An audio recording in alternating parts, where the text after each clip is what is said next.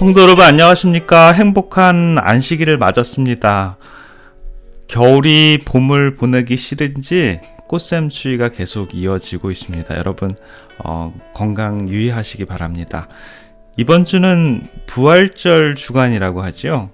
우리를 위해서 십자가에서 돌아가신 우리 주님을 마음에 모시는 것만큼 하나님의 큰 사랑은 없는 듯합니다.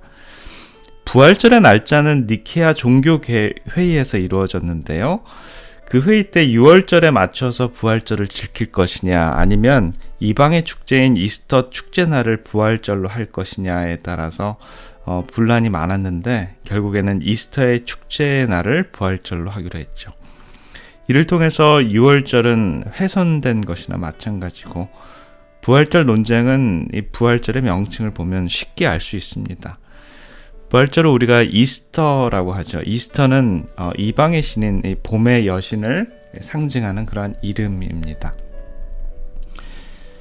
곧 부활절의 날짜는 이스터의 축제 기간에 맞춰 있기 때문에 유대인들의 그 6월절, 무교절, 초실절과는 조금 거리가 있습니다. 그래서 동방교회와 이 서방교회가 부활절의 이 날짜가 다른 것이죠.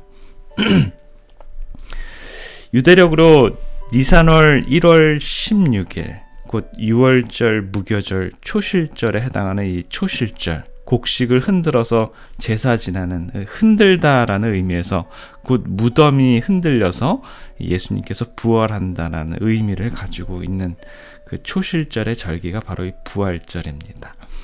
올해는 유대력으로 6월절 기간이 3월 28일부터 4월 4일까지인데요. 그분의 이 숭고한 사랑으로 말미암아 우리 주님의 백성들의 삶이 이 헌신과 사랑으로 꼴지어가는 그런 우리들의 삶이 되었으면 좋겠습니다. 우리가 부활절을 날은 정확하지 않기 때문에 그 날을 지키진 않지만 그 의미는 꼭 우리 마음에 새겨야 할 것입니다. 민수기 6장 24절부터 26절에 있는 말씀입니다. 여호와는 너에게 복을 주시고 너를 지키시기를 원하며 여호와는 그 얼굴로 너에게 비치사 은혜 베푸시기를 원하며 여호와는 그 얼굴로 너에게 향하여 뜨사 평강 주시기를 원하노라 할지니라 하라. 성경적으로 보면 십자가에서의 예수님의 그런 헌신과 사랑을 믿는 사람이 가장 복이 있는 사람입니다. 그런 의미에서 저와 여러분들은 가장 복된 사람이다 라고 볼 수가 있죠.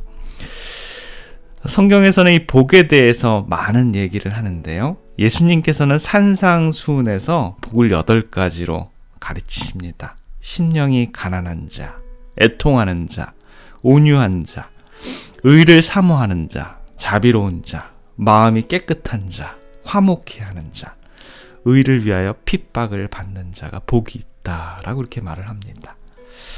그런가 하면 시편 기자는 이 복을 죄 사유함을 받은 자, 즉 이 허물 사함을 받은 자, 여호와께 정죄받지 않는 자가 복이 있다라고 이렇게 얘기합니다. 또한 이 죄를 멀리하는 자가 복이 있다라고 하고요. 그렇기 때문에 그 복의 기준이 되는 죄, 여호와의 율법을 주야로 묵상하는 자가 바로 복이 있는 사람이다라고 이렇게 얘기를 합니다.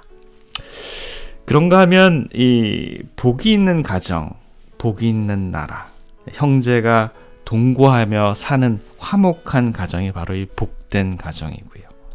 또 여호와를 자기 하나님으로 삼는 백성은 복이 있는 나라다라고 이렇게 얘기를 합니다. 결론적으로 하나님은 이 복을 주시기에 기뻐하시는 분이다라는 것입니다. 복을 받는 인생, 그러한 하나님의 백성들이 되기를 간절히 기원합니다. 여러분 복받기 좋아하십니까? 아마도 복받는 거 싫어하는 사람 아무도 없을 것입니다.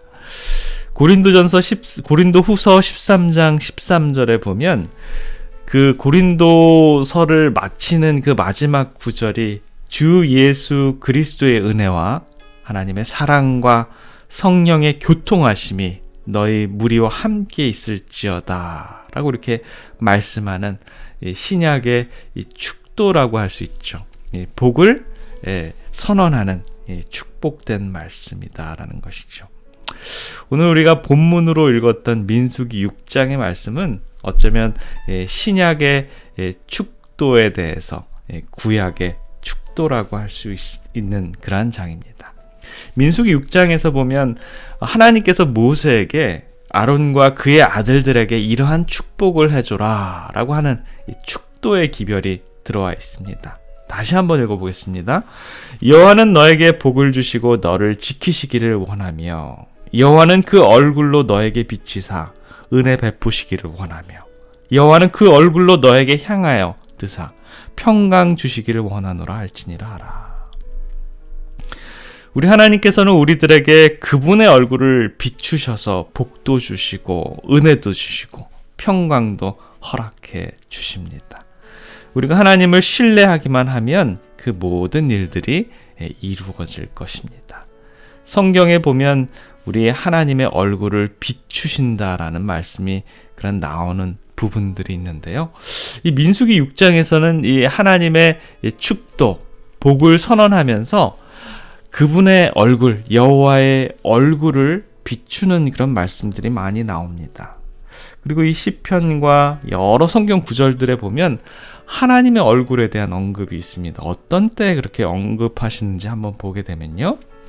시편 31편 16절에 보면 주의 얼굴에 주의 종에게 비추시고 주의 인자하심으로 나를 구원하소서라고 하면서 하나님의 얼굴과 그리고 우리의 구원에 대해서 말씀하십니다. 그분의 얼굴을 우리들에게 비춰주시면 우리가 구원받는다라고 이렇게 얘기하고요. 시편 67편 1절에 보면 하나님은 우리를 긍휼히 여기사 복을 주시고 그 얼굴빛으로 우리에게 비추사라고 말씀하십니다. 자, 주님께서 우리들에게 그분의 얼굴을 비추어 주시면 우리가 우리에게 복이 된다라고 이렇게 얘기하고 있습니다. 시편 119편 135절에 보면요. 주의 얼굴로 주의 종에게 비추시고 주의 율례로 나를 가르치소서라고 말씀합니다. 이 부분에 있어서는 하나님의 얼굴을 비추시는 것이 바로 우리들에게 그분의 율법, 율례를 가르쳐 주는 것이다 라고 이렇게 말씀을 하는 것이죠. 주님의 말씀이 우리들에게 들어왔을 때 우리들의 양심이 깨달아서 법을 분별할 수 있는 판단력이 생긴다라는 것입니다. 다니엘서 9장 17절에 보면 그러하온즉 우리 하나님이여 지금 주의 종의 기도와 간구를 들으시고 주를 위하여 주의 얼굴빛을 주의 황폐한 성소에 비추옵소서라고 이렇게 말씀합니다.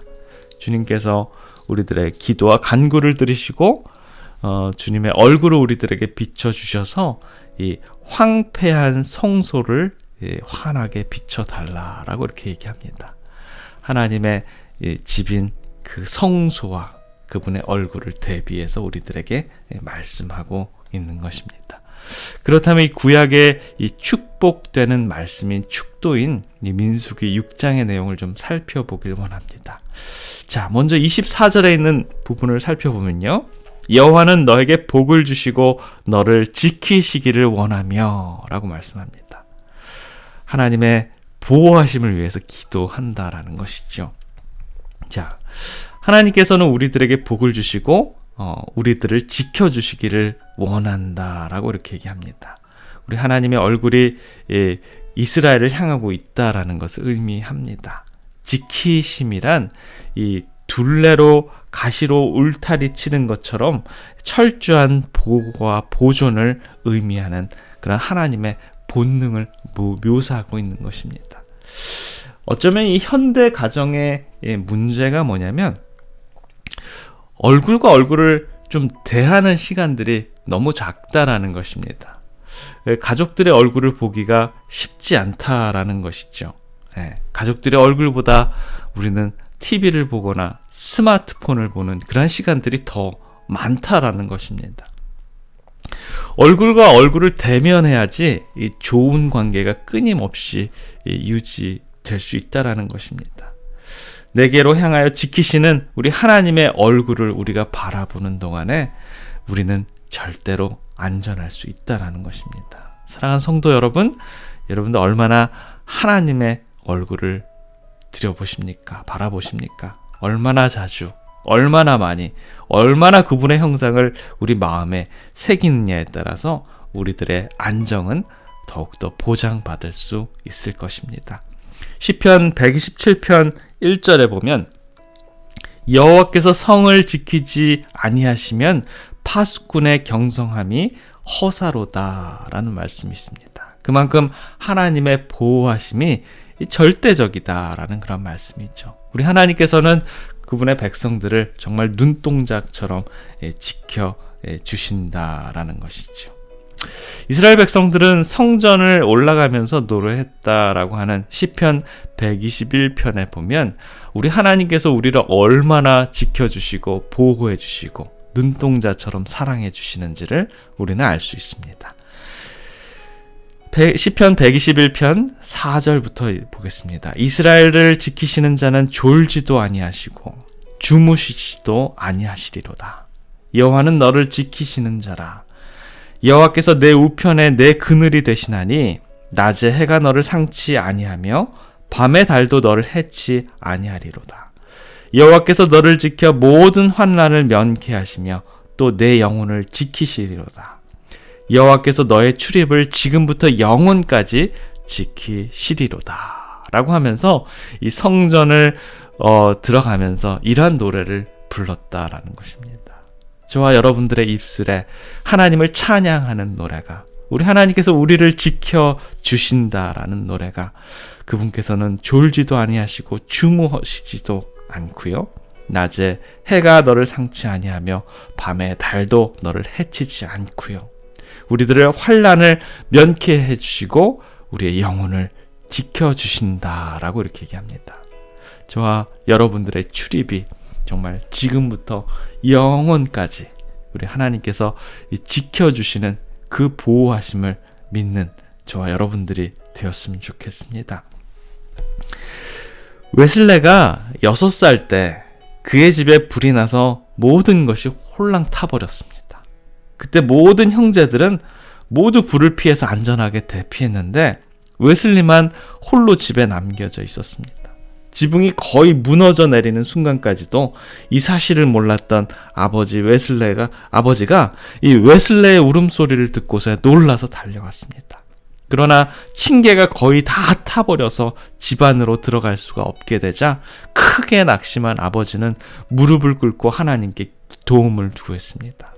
그러는 사이에 어린 웨슬레는 2층의 창틀 난간 위에 올라갔고요. 이것을 발견한 동네 사람들은 사다리를 찾아올 시간적인 여유가 없음을 알고 한 사람이 다른 사람의 어깨 위에 올라서서 웨슬레를 구해냈습니다. 그러자 얼마 안 있어서 이 웨슬레가 서 있던 그 자리에 지붕이 무너져 내리는 것입니다. 정말 사람들이 놀랐어요. 웨슬레의 아버지는 외쳤습니다. 여러분들 다 이리로 오십시오. 우리 함께 무릎을 꿇고 하나님께 감사하십시다. 하나님께서는 우리 아이들 8명을 모두 구해주셨습니다. 비록 집은 불타버렸지만 저는 너무나 감사하고 만족합니다. 라고요. 이 사건은 어린 웨슬레에게 있어서 아주 깊은 인상을 심어주었습니다. 훗날 그는 자신의 초상화 밑에 이런 글을 적어 놓았습니다. 이 사람이 바로 불 속에서 끄집어낸 타담한 나무 동강이가 아닌가라고요. 우리 하나님께서는 저와 여러분들을 정말 안전하게 보호해 주실 것입니다. 민수기 6장 25절에 보면 두 번째 축복이 나와 있는데요. 여호와는 그 얼굴로 내게 비추사 은혜 베푸시기를 원하며 라고 했습니다. 하나님의 얼굴은 영광의 얼굴로 비칩니다. 모세는 하나님의 얼굴을 보고 광채로 인해서 그 얼굴에 광채가 나서 백성들에 나아갈 때 이 수건으로 얼굴을 가리웠습니다. 하나님의 영광이 우리에게 비치면 우리의 얼굴에도 작은 광채가 나겠지요? 하나님의 얼굴이 우리에게 향하게 되면 그것 자체가 바로 은혜인 것입니다. 주님의 얼굴은 우리에게 구원이 능력이 되고요. 주님의 얼굴은 우리에게 은혜가 됩니다. 사랑하는 사람은 그 얼굴만 봐도 좋지요. 신앙적으로 존경하는 사람은 그 얼굴만 봐도 은혜가 됩니다. 하나님의 얼굴은 생각만 해도 우리들에게는 은혜가 되는 것입니다. 우리 인간은 구원받을 만한 아무런 가치가 없는 자들입니다. 그러나 하나님께서 은혜를 베풀어 주셔서 우리를 사랑해 주시고 죄악에서 건져 주시고 우리를 자녀 삼아 주셨습니다. 어느 책에 보니까 하나님의 은혜를 받는 법칙 4가지에 대해서 쓴 글이 있었습니다. 하나님께 은혜를 받으려면 이 4가지를 해야 된다라고 이렇게 얘기합니다. 첫 번째가 뭐냐면 하나님의 은혜를 구해라 라고 이렇게 얘기합니다. 당연한 것이죠. 우리가 은혜를 받으려면 하나님께 은혜 받도록 은혜를 저희들에게 베풀어 주십시오 라고 하면서 기도해야 된다라는 것입니다. 자, 하나님께 은혜 받는 두 번째 원칙은 뭐냐면 반복해서 은혜를 구하라는 것입니다. 한번 은혜를 구하는 것으로 끝이는 것이 아니라 끊임없이 반복적으로 하나님께 은혜를 베풀어 달라고 기도해 달라는 것입니다. 자, 세 번째는요. 말씀을 앞세워서 구하라 라고 이렇게 얘기합니다. 말씀에 드러나 있는 하나님의 은혜를 암송하면서 주님께 구하라는 것입니다. 네 번째는요. 그 은혜를 영원히 간직하라 라는 것입니다. 아마 우리가 은혜를 구했을 때 조금씩 하나님께서는 우리들에게 은혜를 베풀어 주실 것입니다. 그런데 우리는 그 은혜를 잊어버리기 쉽다라는 것입니다. 받은 그 은혜를 정말 우리 마음속에 간직하고 영원토록 그분께 감사하는 우리들의 생애가 되어야 된다라는 것입니다. 나의 욕심을 채우는데 그런 소원을 바라지 말고요. 하나님의 뜻과 사명을 이루는 자세로 우리의 마음이 준비되면 우리는 그분께 은혜를 구할 수 있습니다. 하나님의 은혜를 받고 끝내는 은혜와 축복의 종착역인 내 자신이 되는 것이 아니라요. 축복을 받고 그 축복을 이웃들에게 나누어주는 축복의 정거장이 되겠다라고 여러분 마음속으로 각오하시기 바랍니다. 그처럼 받은 축복을 이웃과 가정과 또 사람들에게 나누려는 마음으로 기도하면 하나님께서는 우리들에게 은혜를 허락해 주시고 우리들의 기도를 응답해 주실 것입니다. 에베소서 2장 8절에 있는 말씀입니다. 너희가 그 은혜를 인하여 믿음으로 말미암아 구원을 얻었나니 이것이 너희에게서 난 것이 아니요 하나님의 선물이라. 저와 여러분들이 누리고 있고 받고 있는 그 은혜는 정말 믿음으로 말미암아서 구원을 얻은 것, 그것은 바로 하나님의 선물이다라는 것입니다. 미국의 어느 한 도시에 정말 떨어진 옷을 입은 한 신문팔이 소년이 어느 날 아침에 신문을 팔고 있었습니다. 그가 길을 따라서 내려가다가 도시 중앙부의 정말 아름다운 집에 이르게 되었습니다. 그는 자기도 모르는 새 현관에 서 있었고요. 자기도 깜짝 놀라면서 얼떨결에 초인종을 눌렀습니다. 그런데 그 문을 열고 나오는 사람은 누구냐면 실업계의 거물인 로우리 씨가 문을 열고 이 소년을 바라보고 있었습니다. 그 소년 놀란 나머지 이렇게 말했습니다. 그 소년은 자기가 무슨 말을 하고 있는지 알지 못했어요. 그러나 그렇게 말했습니다. 아저씨에게 아이가 있으신가요? 아니, 나의 아내와 함께 있을 뿐 아이는 없단다. 아, 그렇다면 저는 아저씨의 아들이 되고 싶어요. 그는 무척 놀라서 그의 아내를 불렀습니다. 그의 부인에게 몸을 돌려서 말했습니다. 여보, 작은 아이 하나를 갖고 싶소? 그녀는 예라고 대답했습니다. 작은 소녀는 소망을 가지고 말했습니다. 아저씨, 만약 저를 아저씨의 아이로 삼아주신다면 저는 제가 가지고 있는 모든 것을 드리겠어요. 그는 아이에게 가정이 있는지, 아버지, 어머니가 있는지 물었습니다. 그러자 소녀는 아니요라고 대답했습니다. 그러다 그 남자가 말했습니다. 얘야, 그러면 너는 어디서 자니? 소녀는 대답했습니다. 저는 길거리에서 잡니다. 그러자 아내가 남편에게 말했습니다. 여보, 이 아이를 맞이해요. 그들은 그 소년을 아들로 맞이했습니다. 약속을 지키기 위해 그 소년은 자신이 가진 모든 것, 신문 몇 장과 13페니를 그 남자에게 주었습니다. 그 자비한 남자는 그것을 내려다보면서 말했습니다. 아들아, 그것을 가지고 있으렴. 나는 우리 둘을 위해서 충분한 것을 가지고 있어. 사랑하는 성도 여러분, 이야기를 들으면서 무엇을 느끼셨습니까? 하나님 앞에 나아가서 내가 무언가를 하였다고 자랑하는 것이 얼마나 보잘것없는 것인지를 알려줍니다. 모든 것이 오직 하나님의 은혜일 뿐입니다. 여러분, 고아가 된 내 자신을 생각해 보시기 바랍니다. 나는 아무것도 없는데 우리 하나님께서 우리를 자녀 삼아 주셨다라는 것입니다. 하늘 아버지의 그 엄청난 은혜에 감사해서 살아가는 그런 것이 바로 아름다운 것이죠.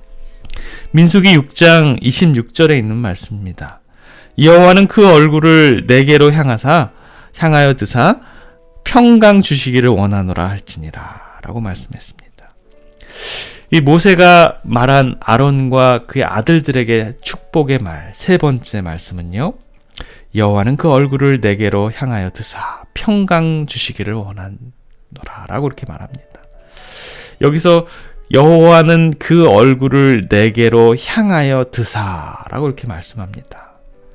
이 말씀은요, 계속해서 주시하는 것을 의미하는 그 하나님의 지속적인 사랑을 표시합니다. 마치 어머니가 갓난아이에게 젖을 먹일 때 아기의 품을 안고, 아기를 품에 안고 자신의 젖을 빠는 그 아이를 세상에서 가장 사랑스러운 눈으로 끊임없이 계속해서 바라보는 그러한 모습을 말합니다. 이 말은 25절에 비추사라는 말보다는 더 구체적이고 적극적인 그런 행동을 묘사합니다. 하나님의 얼굴이 우리를 향하여 있는 동안 우리에게는 그것이 바로 은혜고 평강이 되는 것입니다. 진정한 평강은 세상이 주지 못합니다. 어떤 유형적인 어떤 물건이 아니죠. 죄를 지은 사람은 그 마음에 평강이 없습니다. 왜냐하면 그 죄인이 하나님의 얼굴을 보기를 꺼려하기 때문입니다. 그러나 그 죄인이 자신의 죄를 깨닫고 뉘우치면서 하나님을 다시 바라봤을 때 마음속에 평강이 밀려드는 것입니다. 지속적인 평강은 하나님의 얼굴을 우리를 향해 있기 때문에만 가능합니다. 사랑하는 사람의 얼굴을 보는 것이 평강이며 사랑은 하나님의 얼굴을 보는 것이 평강 그 자체입니다. 하나님의 얼굴을 보면 죽는다고 하지만 마음이 청결한 자는 하나님을 보며 하나님의 나라에서 구원받은 성도는 하나님의 얼굴을 보면서 살게 될 것입니다. 평강 주시기를 위해서 우리는 기도해야 되는 것입니다. 평강, 그것은 히브리어로 샬롬이라고 하죠. 샬롬은 안전, 행복, 평안 등을 나타내는 뜻입니다. 단순히 전쟁이 없는 상태를 의미하지 않고요, 기쁨과 생의 환희가 샘솟는 역동적인 평화의 모습을 말하고 있는 것이죠. 친구라는 시집에 나오는 글인데요, 잘 들어보세요. 평안하냐? 주님 부활하시고 처음 하신 말씀. 일하라, 선교하라 아니고 하시고 제자들에게 처음 하신 말씀, 평안하냐. 하나님의 백성으로 살아가는 우리에게 가장 큰 축복이 있다면 바로 평안이라는 생각이 듭니다. 하나님께서 우리에게 요구하시는 것은 결국 우리에게 주시기를 원하는 그러한 평안이었습니다.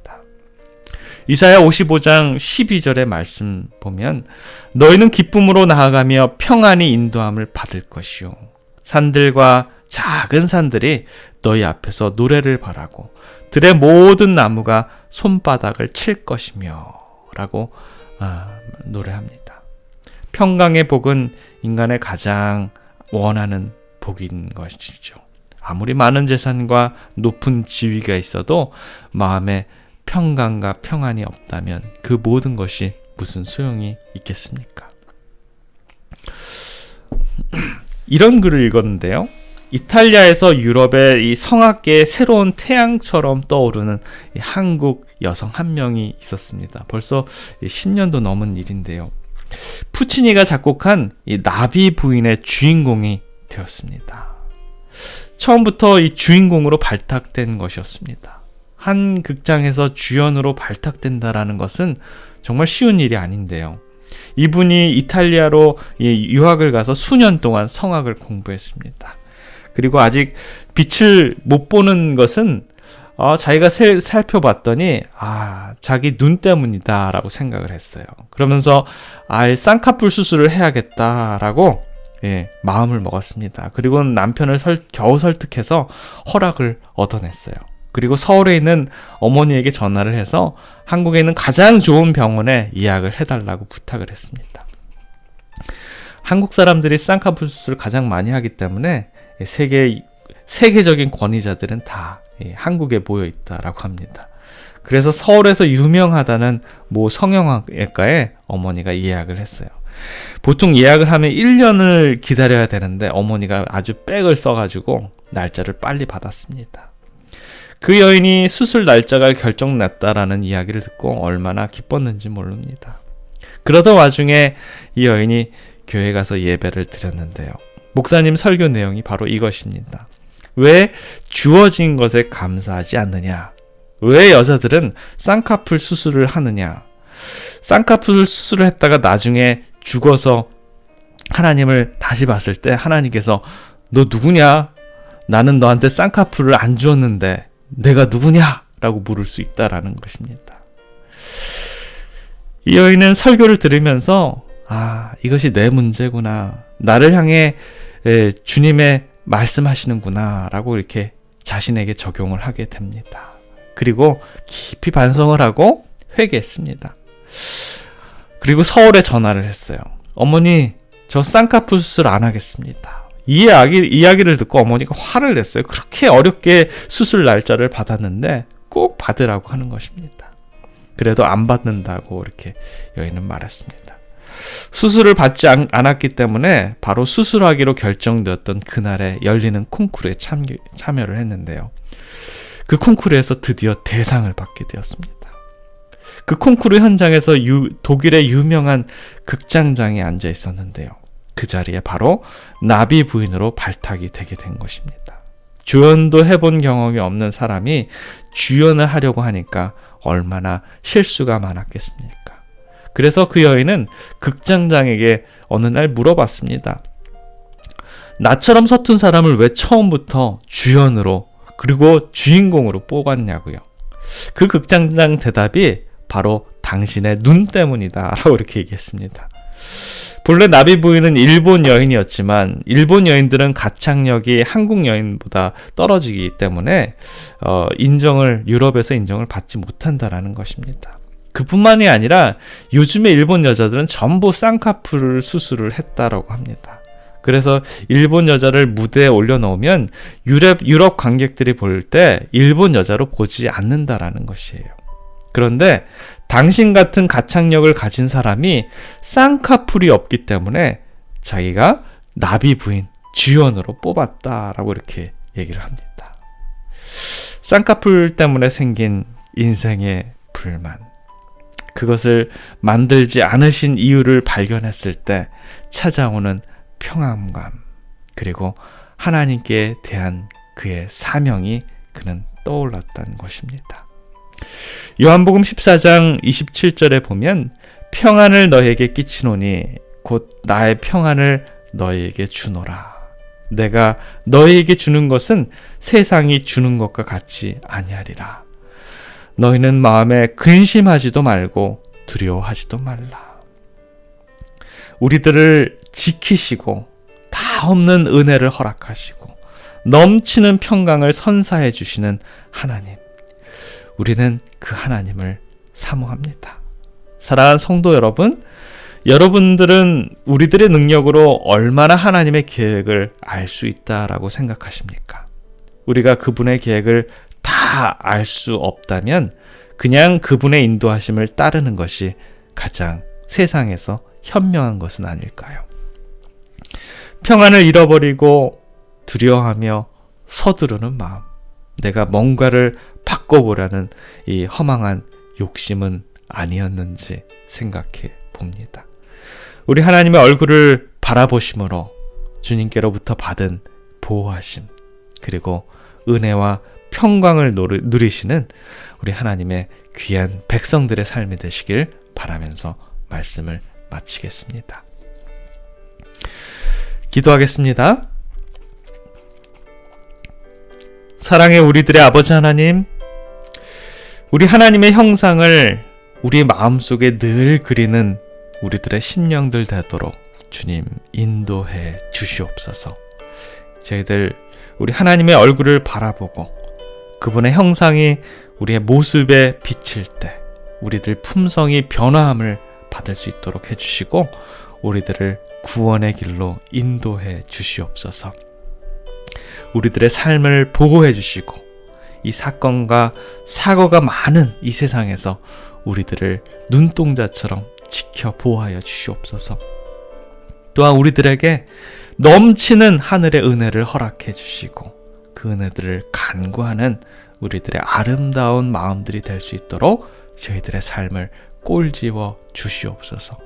또한 저희들에게 하늘의 위로와 평강을 허락해 주셔서 우리 하나님을 믿는 백성들의 삶이 평안 가운데 인도해 주셔서 평안 되시는 우리 하나님과 우리 예수님과 오늘도 동행하는 저희들의 아름다운 삶 될 수 있도록 주님 축복하여 주시옵소서. 사랑의 우리 구주 예수 그리스도의 이름으로 간절히 기도드립니다. 아멘.